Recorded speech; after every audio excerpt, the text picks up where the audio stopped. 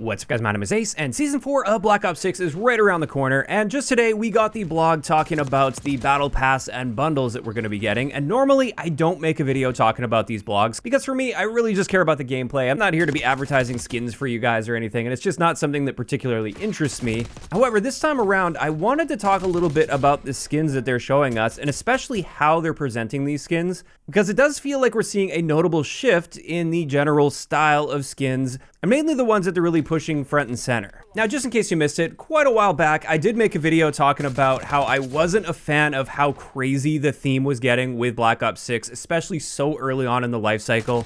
It seemed like most of the skins that we were seeing were just totally out there, wacky, had nothing to do with the core theme of Black Ops 6. Like lots of human-animal hybrids and demons and angels and things like that that just didn't really fit visually with the theme of the game. And well, like I said, I'm primarily just focused on the gameplay elements. That's really what I care about, and typically I can ignore the odd wacky skin here or there. It's Call of Duty. I expect some wackiness, especially later in the life cycle for the game. But with Black Ops 6, it feels like they just went all in on that so early on, and the tone and theme was just all over the place. They completely threw out any sort of cohesive tone or theme with the visuals with the game. And as I said, it became impossible to just ignore it, because it wasn't just the odd skin here or there, it was just all over the place, running into a Ninja Turtle one gunfight, and a literal shark-human hybrid the next gunfight, and then a stoner lizard the gunfight after that. It just became too much, especially considering how early it was in the life cycle. And when it came to my issue with this, I definitely wasn't alone on that. I made the video talking about it. It was quite a popular video, and I had a lot of people agreeing with me, and the topic did spread in the community like wildfire, and it seemed there were a ton of people that were feeling the exact same way. Now, it is worth mentioning, it's not everybody. A lot of people love that crazy wackiness, and they want to see more of that, and that's totally fine if that's the route you want to take, but this is where the topic of having a potential toggle came up, where for the people that don't want to see all that wackiness, they could have a realism filter, or a milsim filter, or at least a human filter, so only human skins would show up,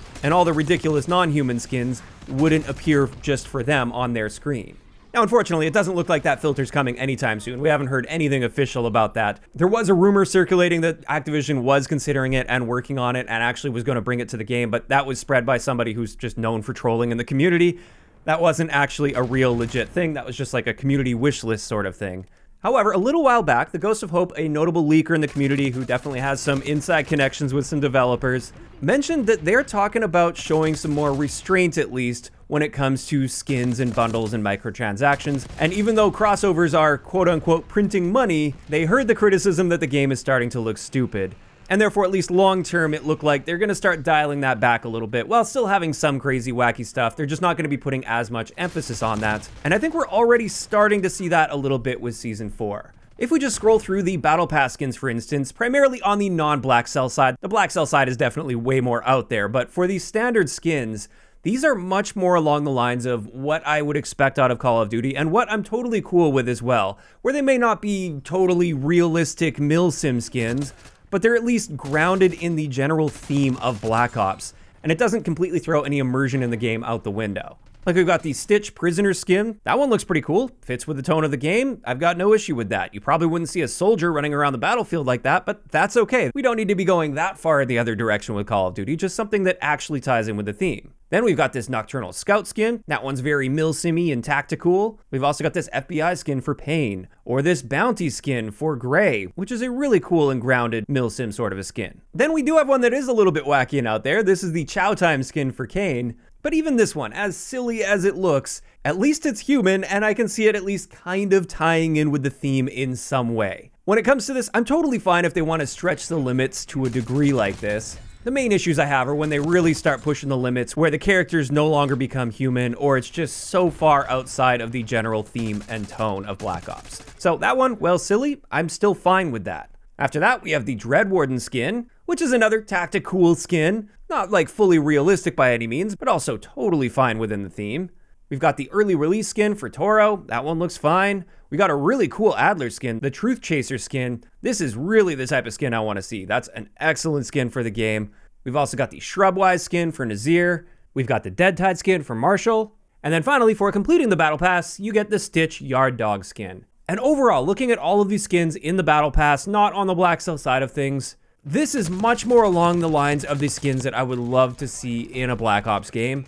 And I really wish this is the general route they would have taken in the earlier seasons of this game as well. However, in saying that, I don't want to be completely misleading here. There are some bundles coming, and these bundles are pretty out there and are just as crazy as some of the other crazy skins we've got.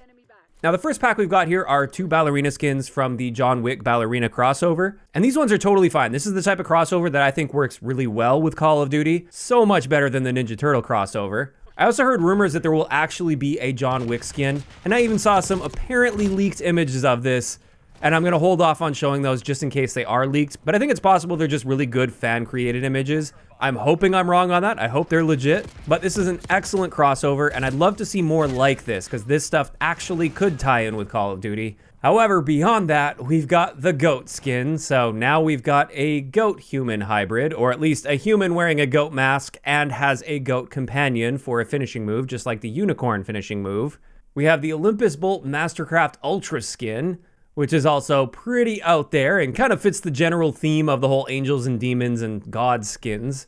Then we've got one called System Breach. This one actually looks totally fine in my eyes. I think skins like this fit just fine. Then we have a couple different cell-shaded skins. We have Ink and Smoke, as well as Arcade Champ.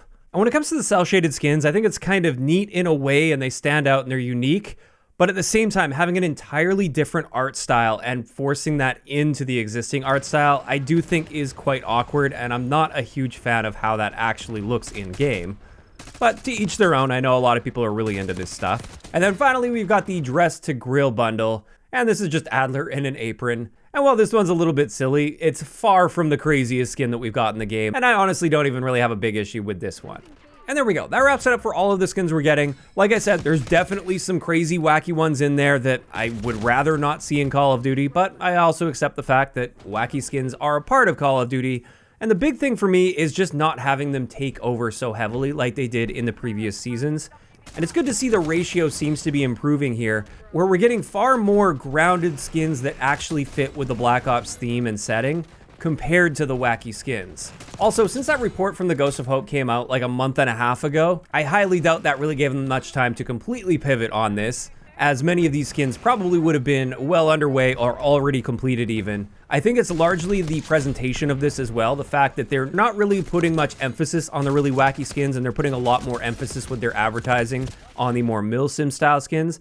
I think that's more of an indication that that's the direction they're going to be heading in. And I really hope I'm right on this, and this isn't just a random fluke and they just happen to go this direction for this one season. But of course, when it comes to this, time will tell. At the end of the day, gameplay is still my primary concern. We're waiting on the patch notes still for the update, which is coming on Thursday. So the patch notes, historically, with this game at least, they have been coming the day before the update, which I really appreciate. So hopefully tomorrow we'll have the patch notes and I can start going through those things. And this is where I want to hear from you guys in those comments down below. How are you feeling about the skins that we're going to be getting for Season 4 relative to some of the previous seasons? Do you guys like the fact that we've got some really solid, grounded skins that actually fit in with the Black Ops theme?